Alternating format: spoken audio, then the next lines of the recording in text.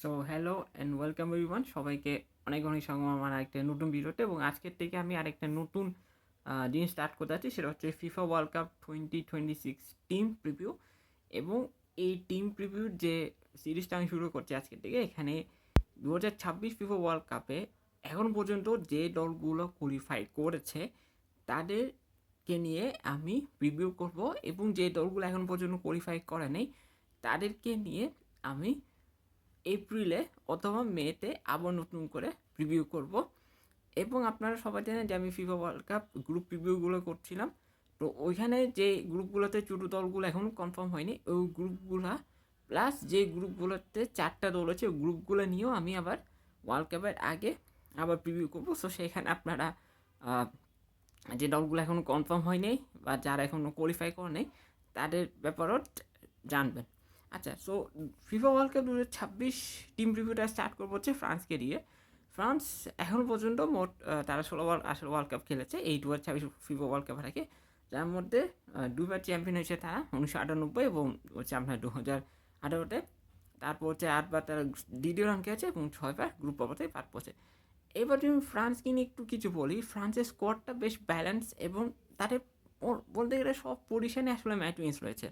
আপনি যদি হুকুয়ে কিটেকে বলেন বা কিলিয়ান এমবাপ্পে বলেন বা Camavinga, চুয়েমেনি, Lucas Hernandez, Theo Hernandez বলেন, মাইক মেগনেন বলেন, মানে দে হ্যাভ ম্যাচ উইনার্স। হ্যাঁ, তবে তাদের কিছুটা দুশ্চিন্তার জায়গায় রয়েছে যে তাদের ডিফেন্স অনেক সময় অপোজিশন যখন হাই প্রেস করে, মানে যখন তারা খুব হাই প্রেসিং অপোজিশনের সাথে খেলে, তখন তাদের ডিফেন্সটা একটু ছিন্ন ভিন্ন হয়ে যায়।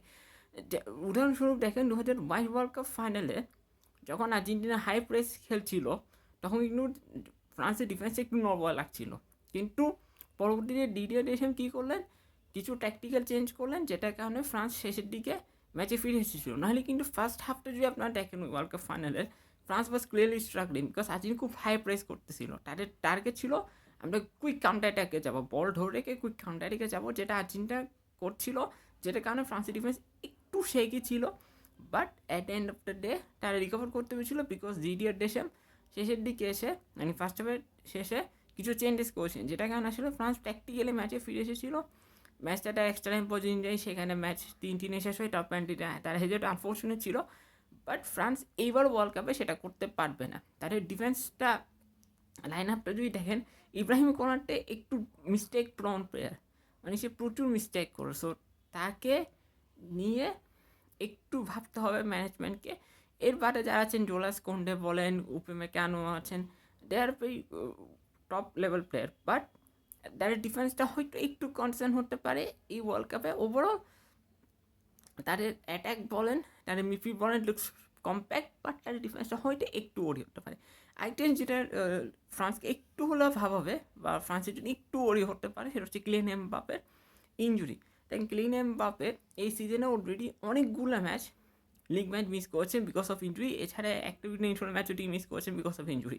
সো ফ্রান্স চাইবে তাদের মেইন যে প্লেয়ার কিলিয়ান এমবাপ্পেকে ঘিরে অবশ্যই ডিডে দেশে প্ল্যান করবেন ওয়ার্ল্ড কাপে। সো সে হচ্ছে ফ্রান্সের স্টার প্লেয়ার। সো ফ্রান্স চাইবে কিলিয়ান এমবাপ্পে যেন ওয়ার্ল্ড কাপের আগে পুরোপুরি ফিট থাকে, বিকজ তারা চাইবে না যে হাফ ফিট এমবাপ্পে ওয়ার্ল্ড কাপে খেলুক। তাকে করলে এমবাপ্পে হাফ ফিট অবস্থায় ওয়ার্ল্ড কাপ খেলতে গেলো, সে পারফর্ম করতে পারলো না, তাকে স্কোয়াড থেকে ড্রপ করালো, তখন তারও কনফিডেন্স ডাউন হয়ে যাবে। ডিডের দেশ আমার খারাপ লাগবে যে আমি একটা প্লেয়ারকে ড্রপ করলাম, অথচ তার ফর্ম ছিল। কিন্তু আপনি হাফ ফিট প্লেয়ারকে নিয়ে যখন কোনো একটা টুর্নামেন্ট খেলতে যাবেন, ওইটার পরিণাম ভালো হবে না। তো আমি মনে করি ফ্রান্সের উচিত এমবাপ্পের এমবাপ্পের মাধ্যমে রিয়াল মাদ্রিদকে মেসেজ দেওয়া যেন এমবাপ্পেকে রোটেট করে খেলানো হয়, যাতে তার ইঞ্জুরি ইস্যুটা বেশি না হয়। কারণ এমবাপ্পে যদি ইঞ্জুরিটা পড়ে যায়, তাহলে কিন্তু ফ্রান্সের জন্য এটা একটা হিউজ প্রবলেম হবে leading to the world cup. হ্যাঁ, ওয়ার্ল্ড কাপের এখনও টাইম অনেক আছে ঠিকই, বাট ফ্রান্স কোনোভাবে চাইবে না তার স্টার প্লেয়ার কিলিয়ান এমবাপ্পে ইঞ্জুরিটা পড়ুক এবং হাফ ফিট হয়ে সে টুর্নামেন্টে হাফ ফিট হয়ে সে টুর্নামেন্টে পার্টিসিপেট করুক, সেটা তারা চাইবে না। সো তারা চাইবে এমবাপ্পে যাতে ওয়ার্ল্ড কাপের সময় এবং ওয়ার্ল্ড কাপের আগে যেন সে ইঞ্জুরি মুক্ত থাকে। তাদের মিডফিল্ডের ব্যাপারে তো বললাম, কামাভিঙ্গা, চুইমেনি আছে, তার আরেকটা মিডফিল্ডার আছে, নামটা বলেছি, র্যাবিট কুশন এখন খেলে। তারপর আন্টন গ্রিজম্যানকে আপনি রাখতে পারেন। So they have a pretty balance squad, বেশ ম্যাচ উইনার্স আছে, অ্যাটাক মিডফিল্ড কম্প্যাক্ট, ডিফেন্স নিয়ে একটু যেটা আমি আগে বললাম, তাহলে গোল কিপিং নিয়ে তেমন একটু কোনো সমস্যা দেখতেছি না। ফ্রান্সের একটু বেশ ভালো ভালো গোল কিপার এরাকেও প্রডিউস করছে, হুগো লরিস ছিল একসময়, এখন আপনার সেটা মাইক ম্যাকনেন করছে, এছাড়া একসময় ফেবিন বার্টেস ছিল তাদের গোলকিপার। ফ্রান্স একটা সময় খুব লেজেন্ডারি টিম ছিল, এখনও they are still a legendary team, but Zinedine Zidane, Trezeguet, রিভারির সময় যে টিমটা ছিল ওই লেভেলের টিম ফ্রান্স হয়তো এখন হতে পারে নাই, চেষ্টা করছে তারা হওয়ার জন্য, বাট ওই টিমটা ওয়াজ কমপ্লিটলি ডিফারেন্ট। হ্যাঁ, ওই টিম নিয়েও তারা শুরু একটা ওয়ার্ল্ড কাপ দিতেছে, ওই বছর ট্র্যাজেডি, রিভার অবশ্য কোনো ওয়ার্ল্ড কাপ দিতে এখন পর্যন্ত তার ক্যারিয়ারে, but still that team compare to this team was quite different. আমি তো বলছি যে টিমটা খারাপ, বাট ওই টিমটা একটু অন্য লেভেলে ছিল, রাইট? এই টিমে কিন্তু ভালো প্লেয়ার্স আছে, আমি তো বলছি যে এই দল একবারে খারাপ, এই দলে ভালো প্লেয়ার্স নেই, আছে, বাট ওই টিমটা was good and this team is good, but তাদের আরও কিছু match winners plus world class player আরও লাগবে, টপ প্লেয়ার লাগবে, যাতে করে এই ফ্রান্স টিম আমি 4-5 বছর বা 10 বছর ইউরোপ ডমিনেট করতে পারে। এবং আপনি যদি ইউরোপিয়ান কন্টিনেন্টের মধ্যে দেখেন, France is considered as the second best team after Germany. Right? France is considered as the second best team after Germany because তাদের ওয়ার্ল্ড কাপের রেকর্ডটা ভালো, ওয়ার্ল্ড কাপ বাদ দিল ইন্টারন্যাশনাল প্লেয়ারদের রেকর্ডও ভালো, সরি, ওয়ার্ল্ড কাপ বাদ দিল ইন্টারন্যাশনালও তাদের রেকর্ড ভালো, এবং ওয়ার্ল্ড কাপ কোয়ালিফায়ারটা বেশ ভালো পারফর্ম করে কিন্তু ওয়ার্ল্ড কাপে কোয়ালিফাই করছে। সো তার উপর এক্সপেকটেশনটা সবচেয়ে বেশি রাখবে, যেহেতু তারা কারণ এর আগে ওয়ার্ল্ড কাপে তারা চ্যাম্পিয়ন ছিল, so obviously last world cup তারা ভালো গেছে, তো প্রেশার থাকবে।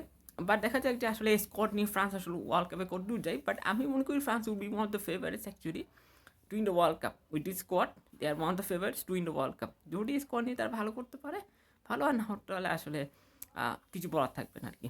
তো হচ্ছে আজকে প্রিভিউ ভিডিও কেমন হচ্ছে অবশ্যই কমেন্ট করে জানাবেন, আর ভালো লাগলে অবশ্যই বেশি বেশি শেয়ার করবেন। আপনার সাথে আবার দেখা হচ্ছে আগামীকাল। সবাই ভালো থাকবেন, সুস্থ থাকবেন, নমস্কার।